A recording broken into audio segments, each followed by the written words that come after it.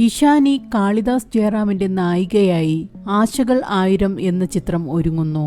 നടനും BJP നേതാവുമായ കൃഷ്ണകുമാറിന്റെ മകളാണ് ഇഷാനി. അഹാന, ദിയ, ഇഷാനി, ഹാൻസിക എന്നിവരാണ് കൃഷ്ണകുമാറിന്റെയും സിന്ധു കൃഷ്ണകുമാറിന്റെയും മക്കൾ. ഇതിൽ മൂന്നാമത്തെ മകളായ ഇഷാനിയുടെ പുതിയ സിനിമാ വിശേഷങ്ങളാണ് ഇപ്പോൾ ചർച്ചയാകുന്നത്.